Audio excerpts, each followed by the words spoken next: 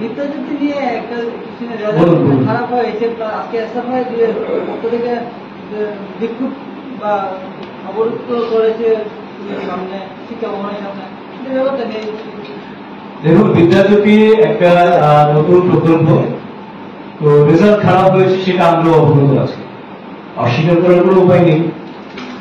সে মাধ্যমিক বলুন কিংবা এইচএস বলুন, এইচএস এর রেজাল্ট মাধ্যমিক থেকে কিছুটা ভালো হয়েছে, তো তার জন্য যেটা দরকার, এবং এটা ফার্স্ট ব্যাচ বিদ্যাজ্যোতির যারা অ্যাপিয়ার করেছে, কিন্তু সবচেয়ে গুরুত্বপূর্ণ যেটা, যখন এই ধরনের একটা পরিস্থিতি উদ্ভূত হয় তখন তারপর সরকার এবং দপ্তর কতটা তৎপরতার সঙ্গে সিরিয়াসলি সেটা নিয়েছেন সেটা সবচেয়ে গুরুত্বপূর্ণ।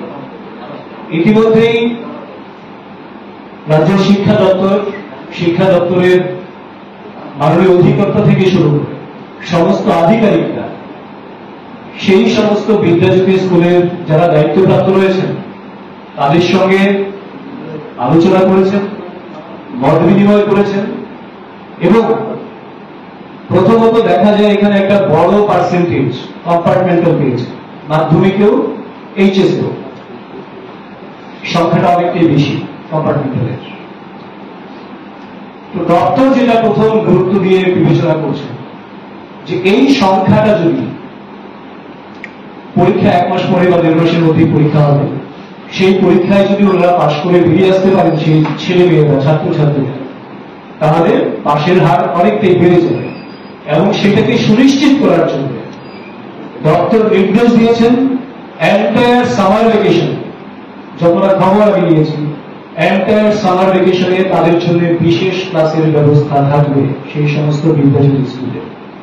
যেই যে বিষয়ে যারা যারা কম্পার্টমেন্টাল পেয়েছেন তাদেরকে নিয়মিত ক্লাস করবে, তারা যাতে কম্পার্টমেন্টাল পরীক্ষা যেটা হবে সেটায় যাতে উত্তীর্ণ হতে পারে তার জন্য দপ্তর সর্বতোভাবে ব্যবস্থা গ্রহণ করেছে, প্রথম বিষয়। দ্বিতীয় বিষয় একটা লক্ষ্য করবেন, যেটা আমিও দেখেছি, অনেক স্কুলের রেজাল্ট খুব ভালো হয়েছে। যেমন আমার সামনে রয়েছে সাবরুম ইংলিশ মিডিয়াম স্কুল, মাধ্যমিক এইচএস দুটোতেই 96% পাস হয়েছে, উত্তীর্ণ হয়েছে। মাইপুরা 91% পাস করেছে। একদিকে যেমন এইরকম চিত্র রয়েছে, কৈলাসহরের একটি স্কুল রয়েছে যেখানে 100% পাস করেছে। একদিকে যেমন এমন চিত্র রয়েছে, আরেকদিকে নৈরাশ্যজনক চিত্র রয়েছে পুরোনো স্কুল। তার জন্য দপ্তর দুটো বিষয়ের উপর গুরুত্ব আরোপ করছেন। এক, যে স্কুলগুলি খুব ভালো রেজাল্ট করেছে, প্রত্যাশিত রেজাল্ট করেছে, সেই স্কুলগুলিতে কি ধরনের স্ট্র্যাটেজি নেওয়া হয়েছিল, কি কি কারণ ছিল, যেগুলি অন্য স্কুলে যাতে সেই রকম ভাবে ব্যবস্থাটা চলতে পারে।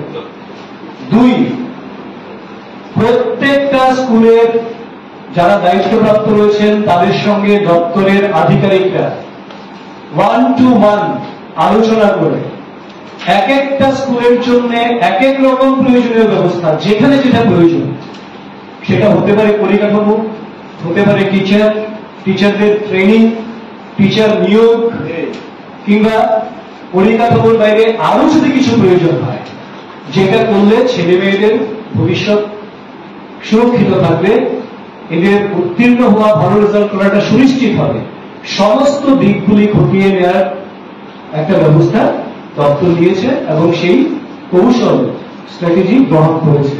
কাজেই আমি যারা অভিভাবক অভিভাবিকা রয়েছেন তাদের কাছে বিনীত অনুরোধ করব, যারা কম্পার্টমেন্টাল পেয়েছেন তাদেরকে যাতে এই যে দপ্তর বিশেষ উদ্যোগ নিয়েছেন, এই ছেলেমেয়েরা যাতে পাশ করে যায় তার জন্য আপনারা নিয়মিতভাবে সেই স্কুলের সঙ্গে যোগাযোগ করে তাদেরকে এই সামার ভ্যাকেশনে স্পেশাল কোচিং এর জন্য আপনারাও নিজেরা উদ্যোগ গ্রহণ করবেন, পারিবারিক দিক থেকেও তাদেরকে দেখাশোনা করবেন, কারণ তাদের পাশ করে যাওয়াটা খুব প্রয়োজন।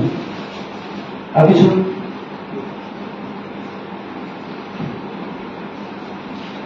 সবাইকে অসংখ্য ধন্যবাদ, নমস্কার।